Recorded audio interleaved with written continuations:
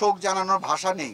গত কিছুদিনে জুলাই মাসে যা ঘটে গেছে বা এখনো যা ঘটছে চলমান আছে যে পরিস্থিতি, এখানে আসলে আমরা সাধারণ নাগরিক হিসেবে, আমি শুধু একজন ক্রীড়া সাংবাদিক নই, আমি এই দেশের স্বাধীন দেশের একজন স্বাধীন নাগরিক হিসেবে আমি মর্মাহত, আমি শোকাহত।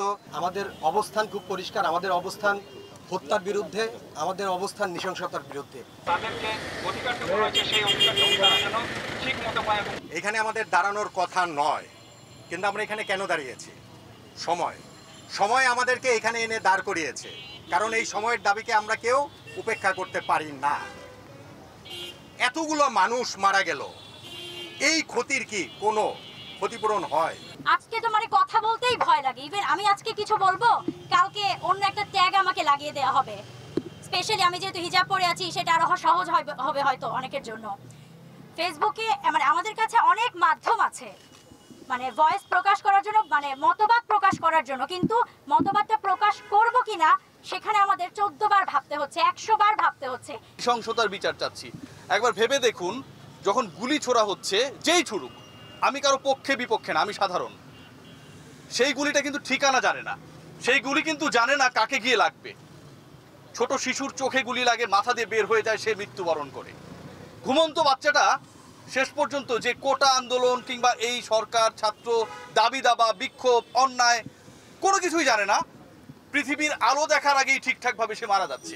আইডল মনে করি আমরা সবসময়, আমরা ক্রীড়া সাংবাদিক, আমরাই নানান বিশেষণে বিশেষায়িত করি এবং আমরা সবসময় বলি যে তারা দেশপ্রেমিক।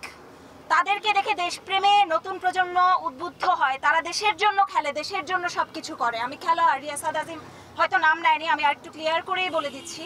তো আপনারা যাদের আইডল, আপনারা অন্তত এই অন্যায়ের বিপক্ষে একবার হলেও রুখে দাঁড়ান, একবার হলেও আওয়াজ তুলুন। আজকে 54 বছর পর আমরা এমন এক 71 দেখছি, যে 71-এ আমাদের স্বজাতির গুলিতে আমাদের আপনজনরা গুলিবিদ্ধ হচ্ছে, আমাদের সন্তানরা মারা যাচ্ছে, আমাদের ছাত্ররা মারা যাচ্ছে। আমরা একটা অন্ধকার সময়ের দিকে ধাবিত হচ্ছি, দেশকে যেন একটা অন্ধত্বের দিকে ঠেলে দেওয়া হচ্ছে। কিন্তু কোথায় আছে যে অন্ধ হলেই প্রলয় বন্ধ হয় না।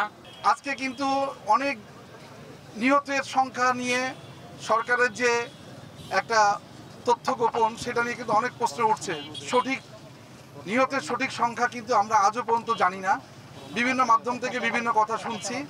যেখানে আমি আমার সন্তানকে নিয়ে ঘরের সামনে আমরা হাঁটতে পারি না, আজকে হয়তো বা অন্য কারো সন্তান গেছে। এখানে যারা উপস্থিত আছেন তারা কেউ বলতে পারেন না আপনার পরিবারের কোনো সদস্যের গায়ে ওই একটা বুলেট এসে ছিন্ন ভিন্ন করে দিবে না।